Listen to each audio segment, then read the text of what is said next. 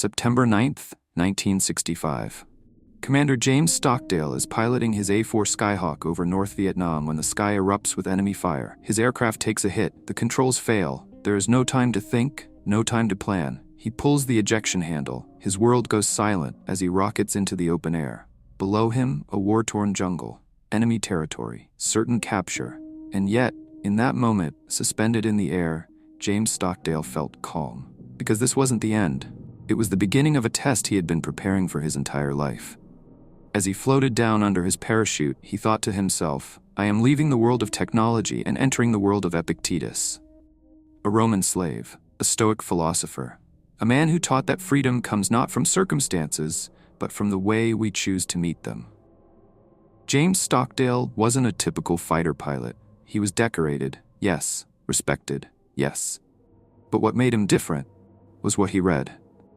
While studying at Stanford in the late 1950s, Stockdale came across the Stoic works of Epictetus, a crippled slave whose lectures on endurance and virtue survived 2,000 years. Epictetus taught, we cannot choose our external circumstances, but we can always choose how we respond to them. These weren't just words for Stockdale. They were armor, forged in silence, polished in solitude.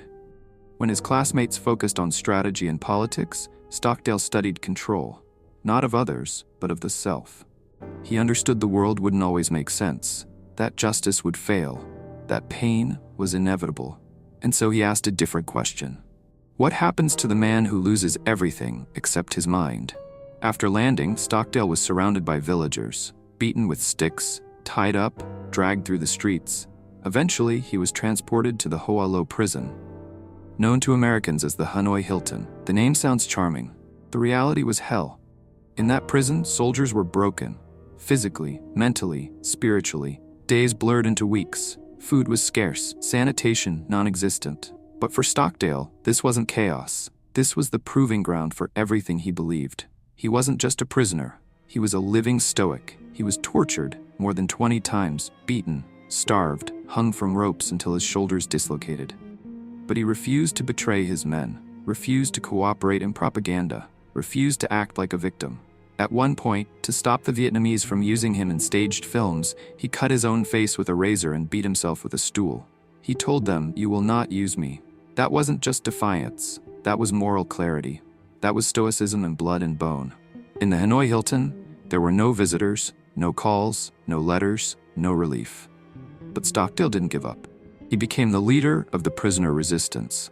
He developed a tap code, a way for soldiers to communicate through walls. Simple knocks that carried messages of strength, unity, and reminders of who they were. In silence, they built a network of discipline. Even in chains, they found a way to remain human. Stockdale was the center of that strength. Because he knew something most people never learn.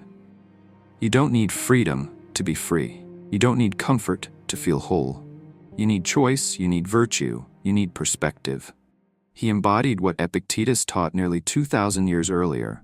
Suffering is not from the thing itself, but from your judgment of it. Stockdale wasn't naive. He didn't expect miracles. He faced reality exactly as it was. He said, you must never confuse faith that you will prevail in the end with the discipline to confront the most brutal facts of your current reality.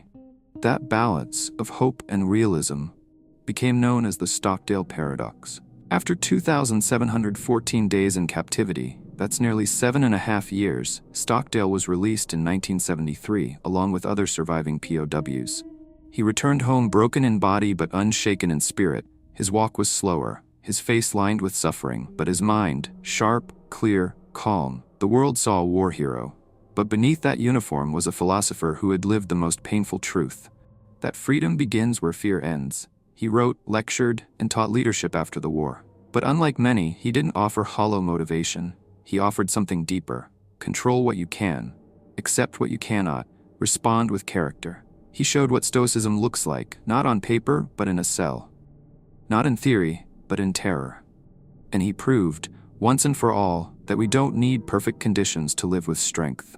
You may never be tortured, you may never be imprisoned, but you will be tested, you will lose things. People.